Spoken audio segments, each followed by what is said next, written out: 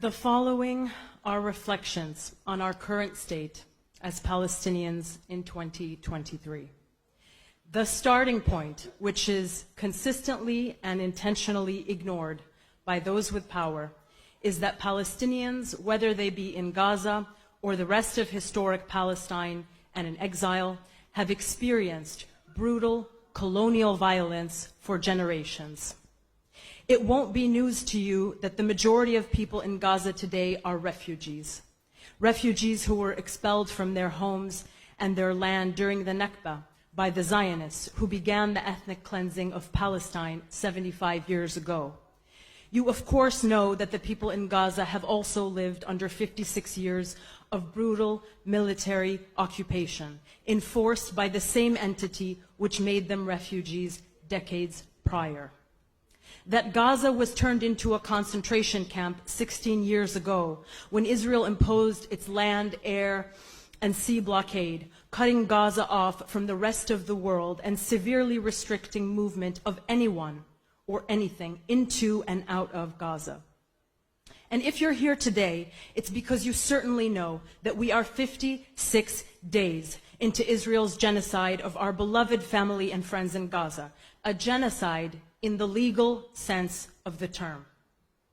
You know that there are 1 million children in Gaza, children whose torment by a nuclear power, the fourth most powerful military in the world, is at once justified by and invisible to the Western world.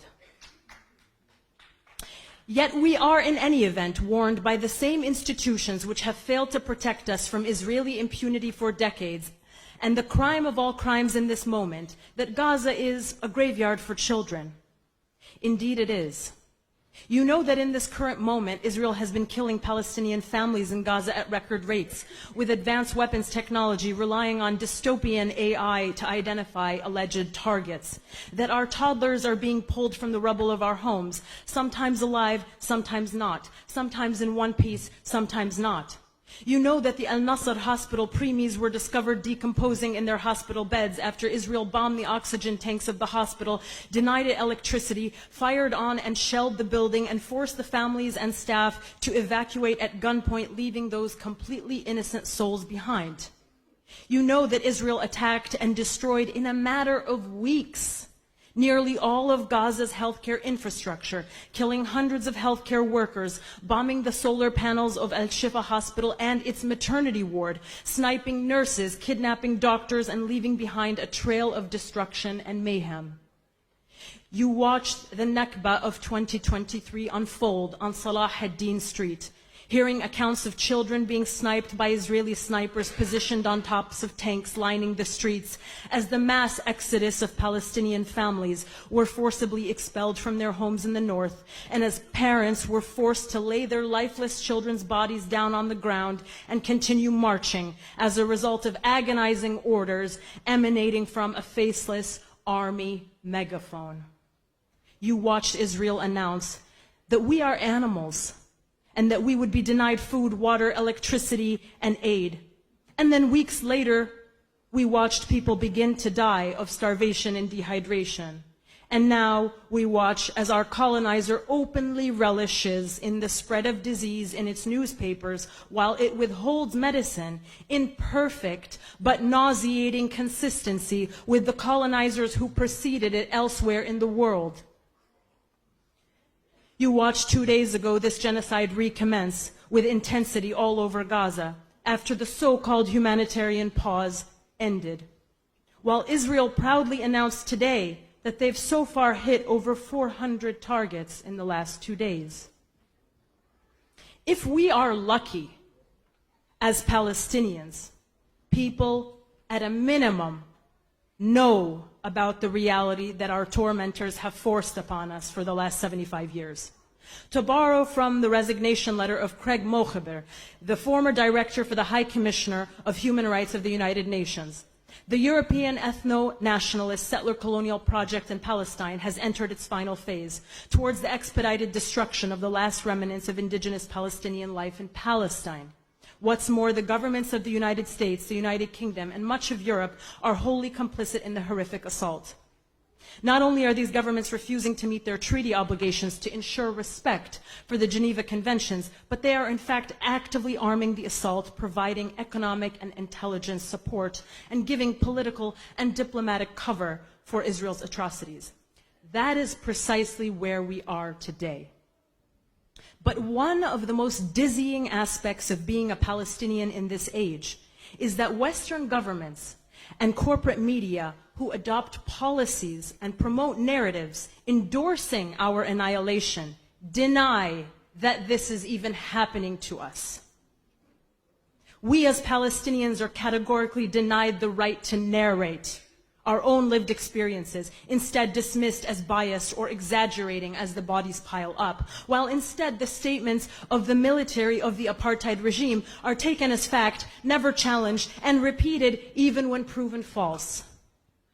Worse, the US and Israel, who have seemed to decide our fate for us without our input, casually shop around ethnic cleansing blueprint plans for Gaza, while Israel awards exploration licenses for billions of dollars of Gazan gas. And yet they know not the first thing about us. Do they know about our origin? That the history of Gaza and Palestine more generally is a deep, rich history of more than 4,000 years? That our land was inhabited and invaded by epic civilizations of whom we are all descendants? From the ancient people of the Mediterranean Sea to the Canaanites, to the ancient Egyptians, the Philistines, the Greeks, the Romans, the Byzantines, the Persians, then the different Muslim empires like the Arabs led by Umar ibn al-Khattab, and the Umayyads, the Abbasids, and the invading crusaders driven out of the land by the fierce resistant Salah ad-Din. And then came the Mamluks followed by the Ottomans. Do they know that these are our ancestors? My own family traces our lineage in Gaza back to at least the 13th century. My parents were born in Gaza, all 4 of my grandparents were too, and so on, going back generations. My family is from the Zaytun and Ramal neighborhood in the northern part of Gaza. Do they know that despite the fact that Israel has prevented me from entering Gaza on multiple occasions, that despite the fact that Israel has flattened nearly our entire neighborhood, along with the majority of northern Gaza in the last 6 weeks, that I, like all Palestinians in forced exile, have never and will never abandon the right to return to our land?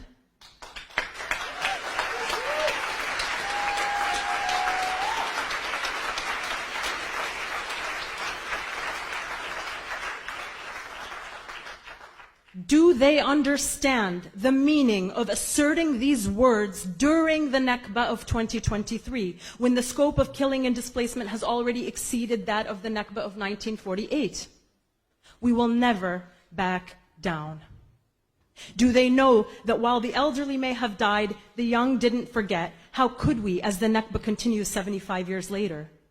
Do they know that Gaza is known in the region as Gaza Ard al-Azza, Gaza, the land of dignity, the land of pride?